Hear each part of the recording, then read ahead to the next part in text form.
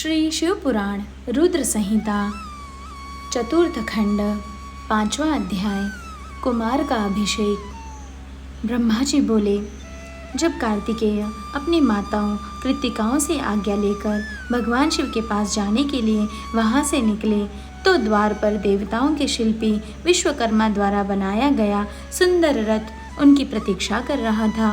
वह रथ दिव्य था और द्रुत गति से चलने वाला था। उस रथ को उनकी माता पार्वती ने उनके लिए भेजा था। उनके पार्षद उस रथ के पास खड़े हुए थे।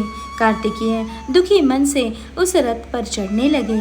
तभी उनकी माताएं दौड़कर रोते हुए उनसे लिपट गई और कहने लगी कि पुत्र, हम तुम्हारे बिना क्या करें।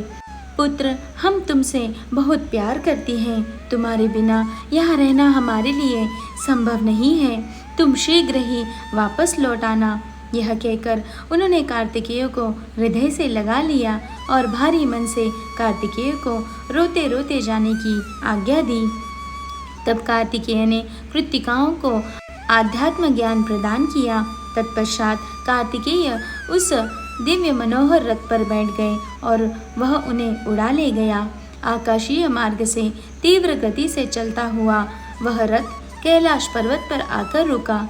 तब शिवगणों ने भगवान शिव और माता पार्वती के पास जाकर कार्तिकेय के आगमन की शुभ सूचना उन्हें दी।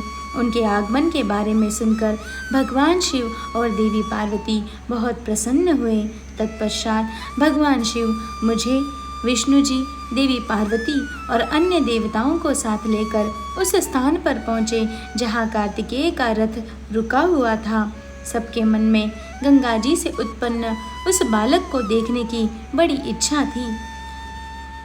जब सब देवता कार्तिकेय से मिलने के लिए आ रहे थे, उस समय चारों दिशाओं में शंख और भेरी बजने लगी। सभी शिवगण नाचते गाते और उनकी जय जयकार करते हुए अपने आराध्य भगवान शिव के पुत्र को देखने के लिए चल दिए।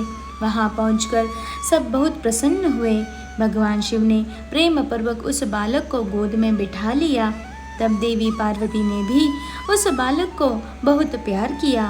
भगवान शिव ने उस बालक के लिए एक सुंदर रत्नों से जड़ा हुआ सिंहासन मंगाया और उस सिंहासन पर बालक को बैठाया।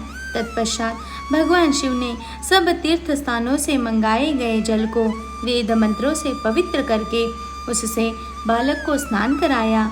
6 कृतिकाओं द्वारा पोषित होने के कारण उस दिव्य बालक को कार्तिकेय के नाम से जाना गया।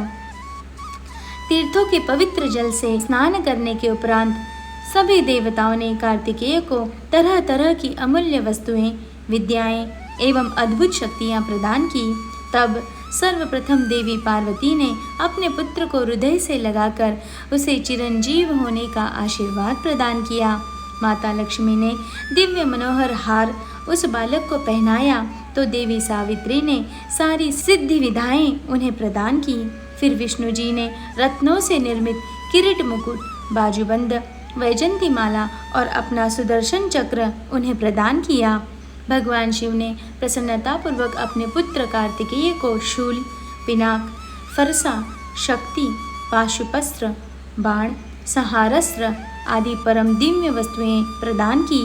फिर मुझ ब्रह्मा ने यज्ञोपवित वेद माता गायत्री ने कमलंडल, ब्रह्मास्त्र तथा शत्रुओं का नाश करने वाली विद्या प्रदान की।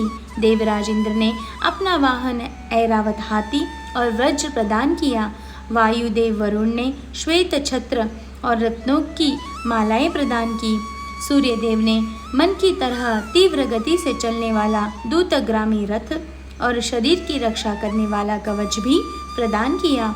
यमराज द्वारा दंड और समुद्र देव द्वारा उन्हें अमृत भेंट किया गया।